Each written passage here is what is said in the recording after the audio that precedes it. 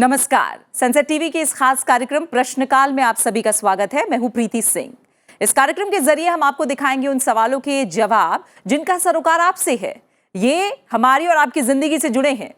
संसद में आप सांसदों को सवाल पूछते हुए देखते हैं और उनके जवाब सरकार देती है, लेकिन बात सिर्फ इतनी नहीं होती। हमारी इस संसद में बहुत गहराई है। सत्र के दौरान रोज राज्यसभा और लोकसभा में सैकड़ों ऐसे सवाल जवाब भी होते हैं जो कहीं ना कहीं देश के आम नागरिक से सीधे तौर पर जुड़े होते हैं। लेकिन इनमें से कई सवाल ऐसे होते हैं जो लिखित पूछे जाते हैं और सरकार की तरफ से या कहें मंत्रालय की तरफ से इन सवालों का जवाब भी लिखित दिया जाता है। ऐसे में बहुत सी ऐसी महत्वपूर्ण काम की जानकारियां होती हैं जो या तो आप तक पहुंच नहीं पाती या फिर देर से उनके बारे में आप जान पाते हैं। प्रश्नकाल कार्यक्रम के जरिए हम ऐसे ही कुछ महत्वपूर्ण सवालों को आपके सामने लेकर आते हैं। क्यों ये आपके लिए जरूरी है, कैसे आपकी जिंदगी पर इनका असर पड़ता है, आज के कार्यक्रम में ऐसे तमाम सवालों को हम शामिल करने वाले हैं। पहला जो सवाल है आज वो जुड़ा है बाल श्रम से, और इस सवाल को पूछा है लोकसभा सांसद प्रसून बैनर्जी ने। उन्होंने श्रम और रोजगार मंत्री से पूछा कि देश में बाल श्रम रोकने के लिए बने कानूनों का ब्यौरा क्या है। क्या देश में बाल श्रमिकों की संख्या का पता लगाने के लिए सरकार ने कोई सर्वेक्षण करवाया है? अगर हाँ, तो 2019-20 और 2020-21 में ब्यौरा क्या है? देश से बाल श्रमिकों को पूरी तरह से खत्म करने के लिए क्या कदम उठाए गए हैं या उठाए जा रहे हैं? इस महत्वपूर्ण सवाल का जवाब श्रम और रोजगार राज्य मंत्री रामेश्वर तेली ने दिया। उन्होंने बताया कि सरकार ने बाल श्रम अधिनियम 1986 को 2016 में संशोधित किया था। इस संशोधित अधिनियम को अब बाल और किशोर श्रम अधिनियम 1986 कहा जाता है। इस अधिनियम के तहत अन्य बातों के साथ साथ 14 साल से कम उम्र के बच्चों के किसी भी व्यवसाय और 14 से 18 साल के किशोरों को खतरनाक व्यवसायों और प्रक्रियाओं में काम करने या रोजगार पर पूर्ण प्रतिबंध लगाने का उपबंध है। इसका उल्लंघन करने पर कड़ी सजा का प्रावधान है। बाल और किशोर श्रम अधिनियम 1986 के तहत कैलेंडर वर्ष 2019 के दौरान 770 और 2020 के दौरान 476 मामले पंजीकृत किए गए। ये आंकड़े राष्ट्रीय अपराध रिकॉर्ड ब्यूरो के एक प्रकाशन क्राइम इन इंडिया 2020 ने जारी किए। सरकार बाल श्रम को खत्म करने के लिए कई तरह से काम कर रही है और इसके लिए कई उपाय भी किए हैं। इनमें विधायी उपाय, पुनर्वास कार्यनीति, निःशुल्क शिक्षा का अधिकार प्रदान करना और सामान्य सामाजिक आर्थिक विकास भी शामिल है। अब जो सवाल है वो जल या पानी से जुड़ा हुआ है। कहते हैं जल है तो कल है, तो इस लिहाज से काफी महत्वपूर्ण सवाल हम शामिल कर रहे हैं और इस सवाल को पूछा है लोकसभा सांसद थोल तिरुमावलवन ने। उन्होंने पेयजल की उपलब्धता को लेकर जल शक्ति मंत्री से सवाल किया और पूछा कि क्या सरकार के पास उन व्यक्तियों की संख्या से संबंधित राज्यवार आंकड़े हैं जिन्हें देश में गत 5 वर्षों के दौरान पेयजल उपलब्ध है। अगर हाँ, तो इसकी क्या जानकारी है? क्या सरकार के पास 100% आबादी को पेयजल उपलब्ध कराने का कोई लक्ष्य और योजना है? अगर हाँ, तो इस बारे में तय किए गए लक्ष्य और योजना का ब्यौरा क्या है? इस सवाल का जवाब जल शक्ति राज्य मंत्री प्रहलाद सिंह पटेल ने दिया। अपने जवाब में जल शक्ति मंत्री प्रहलाद सिंह पटेल ने बताया कि राज्यों और संघ राज्य क्षेत्रों ने जो सूचना दी है उसके मुताबिक 13 दिसंबर 2021 तक देश भर की 17.01 लाख ग्रामीण बसावटों में से 79% से ज्यादा यानी 79.44% आबादी वाली 13,46,000 बसावटों में 40 लीटर प्रति व्यक्ति प्रतिदिन से ज्यादा के आपूर्ति स्तर के साथ और 18.80% आबादी वाली 3 लाख से ज्यादा ग्रामीण बसावटें ऐसी हैं, यानी 3,18,000 ग्रामीण बसावटों में 40 लीटर प्रति व्यक्ति प्रतिदिन से कम के आपूर्ति स्तर के साथ पीने योग्य पेयजल की सुविधा उपलब्ध है और 1.76% आबादी वाली 0.3 लाख ग्रामीण बसावटों में पेयजल स्रोतों में गुणवत्ता की समस्या होने की सूचना दी गई। आगे अपने जवाब में जल शक्ति मंत्री ने यह भी बताया कि अगस्त 2019 में राज्यों के साथ मिलकर जल जीवन मिशन की शुरुआत हुई। 2024 तक देश के हर ग्रामीण परिवार को पीने का पानी नल के जरिए उपलब्ध कराना इस मिशन का लक्ष्य है। मिशन की लागत की बात करें तो इस पर 3.60 लाख करोड़ रुपए की लागत आने का अनुमान है। 15 अगस्त 2019 को जल जीवन मिशन की घोषणा हुई और उस वक्त करीब 18 करोड़ 83 लाख ग्रामीण परिवारों में से महज 3 करोड़ 23 लाख परिवारों के पास नल कनेक्शन था। यह आंकड़ा महज 17% था, यानी देश में हर 100 ग्रामीण परिवारों में से सिर्फ 17% के पास ही नल कनेक्शन था। आगे अपने जवाब में उन्होंने यह भी बताया कि पिछले 27 महीनों में 5 करोड़ 43 लाख ग्रामीण परिवारों को नल जल कनेक्शन दिए गए हैं। इस प्रकार अब देश के 19 करोड़ 22 लाख ग्रामीण परिवारों में से 8 करोड़ परिवारों को उनके घरों में नल जल आपूर्ति उपलब्ध कराई गई। अगला सवाल जुड़ा है कारोबार करने को सुगम बनाने से संबंधित कार्यक्रम से। इस सवाल को पूछा लोकसभा सांसद निशिकांत दुबे ने। अपना सवाल उन्होंने सूक्ष्म लघु और मध्यम उद्यम मंत्री से किया और पूछा कि क्या सरकार ने ईज ऑफ डूइंग बिजनेस यानी कारोबार करने को सुगम बनाने से संबंधित कार्यक्रम के तहत सूक्ष्म लघु और मध्यम उद्यमों के विकास और संवर्धन के लिए अनुकूल वातावरण बनाने के लिए कदम उठाए हैं। अगर हाँ तो इसकी जानकारी क्या है, अगर नहीं तो उसके कारण भी उन्होंने अपने सवाल में पूछे। इस सवाल का जवाब सूक्ष्म लघु और मध्यम उद्यम मंत्री नारायण राणे ने दिया। उन्होंने बताया कि सरकार ने व्यवसाय करने की सुगमता के तहत और सूक्ष्म लघु और मध्यम उद्यम संवर्धन और विकास के लिए अनुकूल माहौल तैयार करने के लिए कई कदम उठाए हैं। यूआर पोर्टल यानी उद्यम पंजीकरण को पूरी तरह से ऑनलाइन किया गया है। इस कदम के जरिए पेपरलेस यानी कागज रहित और पारदर्शी एमएसएमई रजिस्ट्रेशन प्रक्रिया प्रदान करता है। एमएसएमई यानी सूक्ष्म लघु और मध्यम उद्यम के पंजीकरण के लिए किसी भी तरह का दस्तावेज या प्रमाण अपलोड करने की जरूरत नहीं होती है। पंजीकरण करने के लिए सिर्फ पैन कार्ड ही काफी है। उद्यमियों के निवेश और कारोबार के साथ पैन और जीएसटी से जुड़े हुए विवरण सरकारी डेटाबेस से लिए जाते हैं।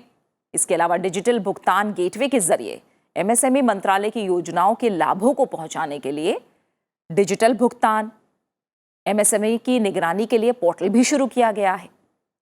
एमएसएमई संबंधित पोर्टल सूक्ष्म लघु और मध्यम उद्यमों के लिए सार्वजनिक खरीद नीति कार्यान्वयन की निगरानी में सहायता करता है।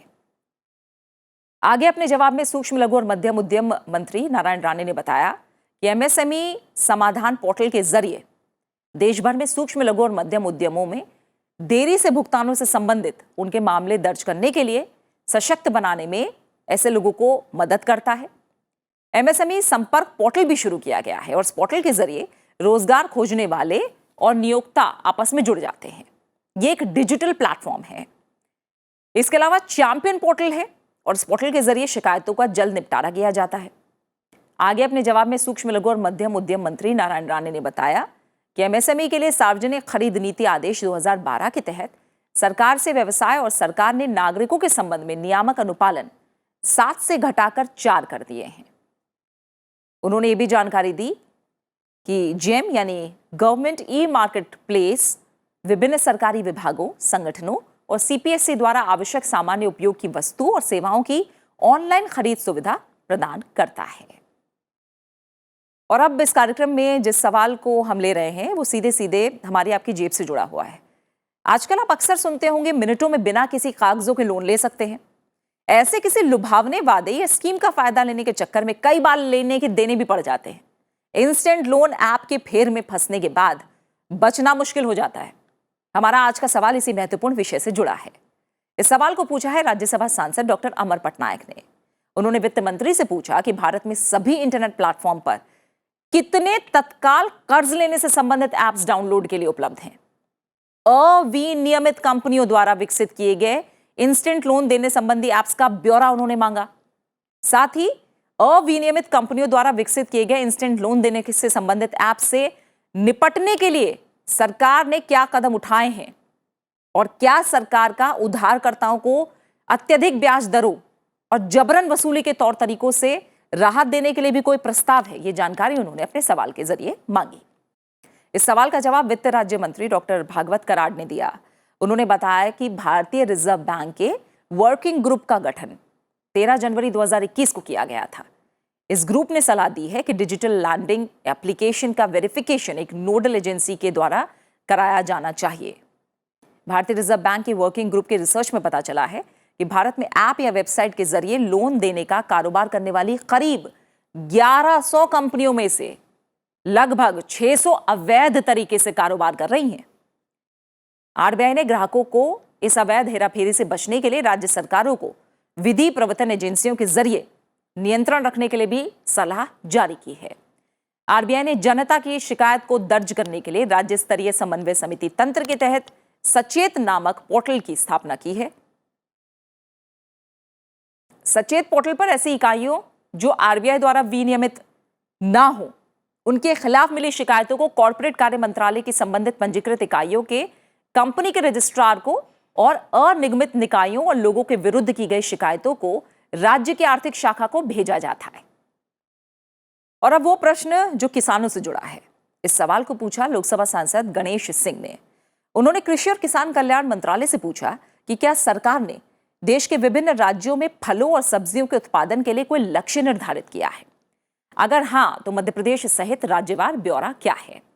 क्या देश के विभिन्न राज्यों में सिंचाई के अभाव के कारण फलों और सब्जियों के उत्पादन पर असर पड़ा है?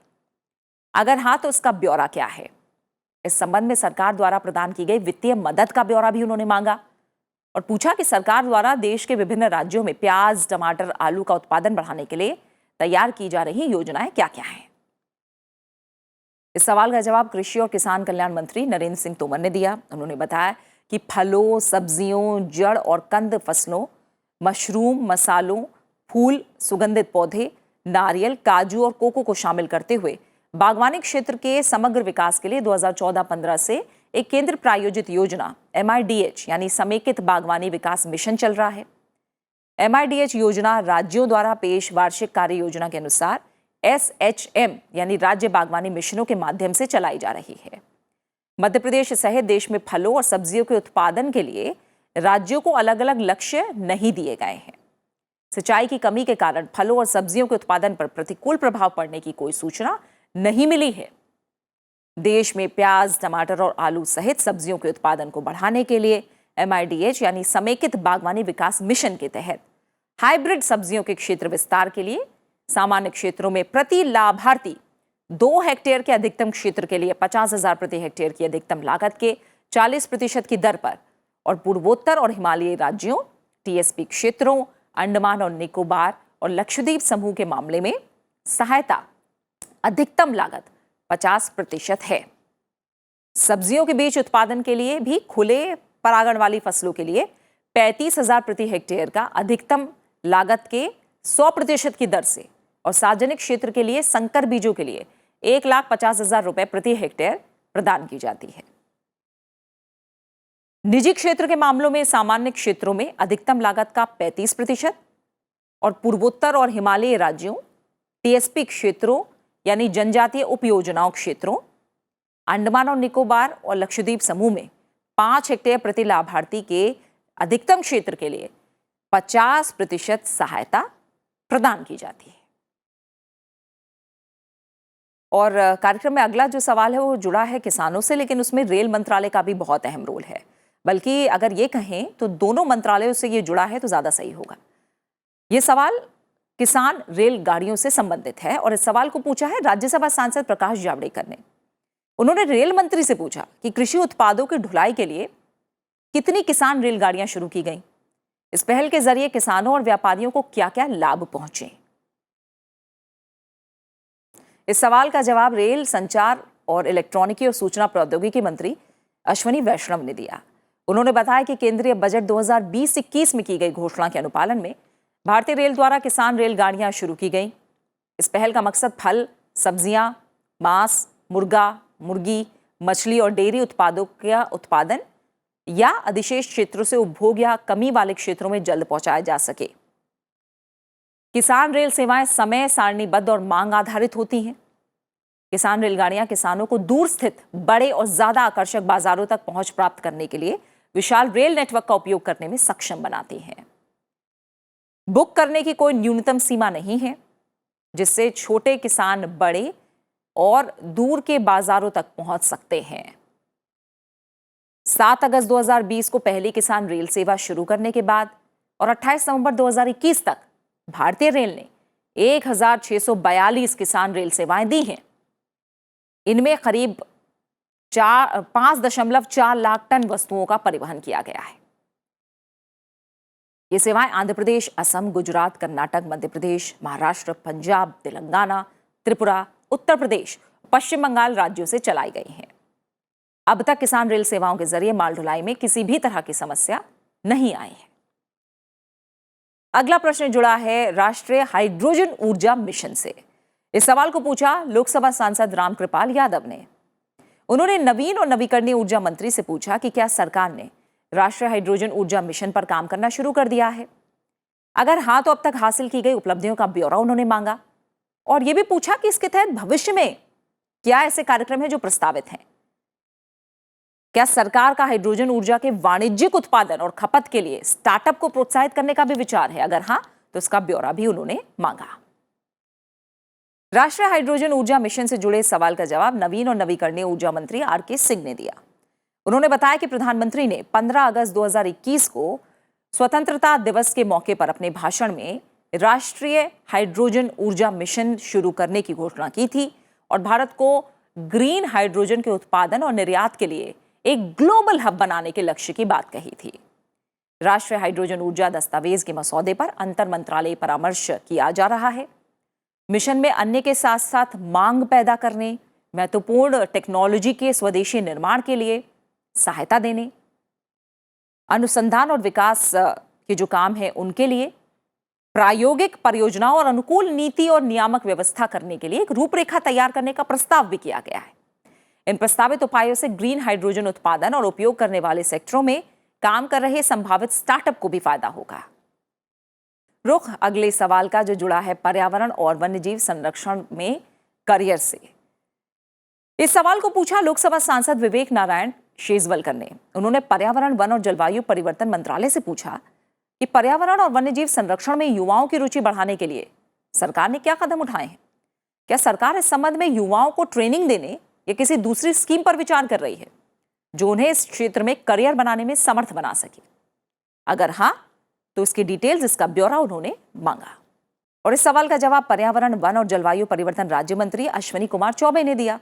उन्होंने जानकारी दी कि पर्यावरण, वन और जलवायु परिवर्तन मंत्रालय खासतौर पर जो स्कूल हैं, विद्यालय हैं वहां और कॉलेज के छात्रों के बीच पर्यावरण जागरूकता को बढ़ावा देने और पर्यावरण के संरक्षण के लिए भागीदारी जुटाने के मकसद से पर्यावरण शिक्षा, जागरूकता और प्रशिक्षण स्कीम चला रहा है। इस योजना के राष्ट्रीय हरित कोर कार्यक्रम के तहत स्कूल और कॉलेजों में छात्रों को शिक्षित करने और पर्यावरण के मुद्दों पर जागरूकता फैलाने के लिए 1 लाख से ज्यादा इको क्लब बनाए गए हैं। इसके अलावा मंत्रालय ने जून 2017 में चल रही पर्यावरण सूचना प्रणाली योजना के तहत हरित कौशल विकास कार्यक्रम शुरू किया है, जो प्रायोगिक आधार पर देश के जैव भौगोलिक क्षेत्रों में फैले 10 स्थानों पर पर्यावरण, वन और वन्यजीव सेक्टरों में युवाओं को कौशल प्रदान करने और उन्हें लाभकारी नियोजन या स्वरोजगार के लिए सक्षम बनाने के मकसद से शुरू किया गया है।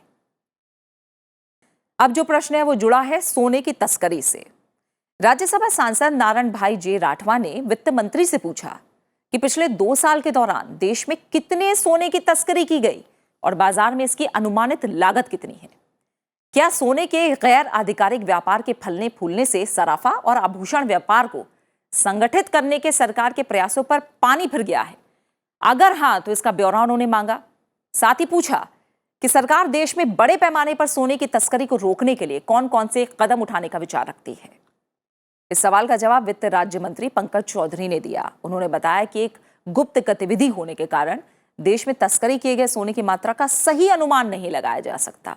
हालांकि सीमा शुल्क क्षेत्र संरचनाओं और राजस्व खुफिया निदेशालय ने 2019-20 के दौरान 3626.85 किलोग्राम यानी 3500 किलोग्राम से ज्यादा और 2020-21 के दौरान 1900 किलोग्राम से ज्यादा, यह आंकड़ा है 1944.392 किलोग्राम और 2021-22 के दौरान 1700 किलोग्राम से ज्यादा यानी 1717.396 किलोग्राम जब्त किया गया। इसके अलावा ऐसी कोई विश्वसनीय रिपोर्ट या अध्ययन नहीं है जिससे संगठित सराफा और आभूषण व्यापार पर फलते फूलते अनौपचारिक व्यापार के प्रभाव का कोई अनुमान लगाया जा सके। सरकार तस्करी को रोकने के लिए नीतिगत हस्तक्षेप और परिचालन के उपाय भी करती है। इसी के साथ संसद टीवी के इस खास कार्यक्रम प्रश्नकाल में मेरे साथ इतना ही। आप हमारे इस कार्यक्रम को YouTube चैनल पर भी देख सकते हैं, जहां आपकी राय और प्रतिक्रिया का हमें इंतजार रहता है। अपना अच्छे से ख्याल रखिए और मुझे दीजिए इजाजत। नमस्कार।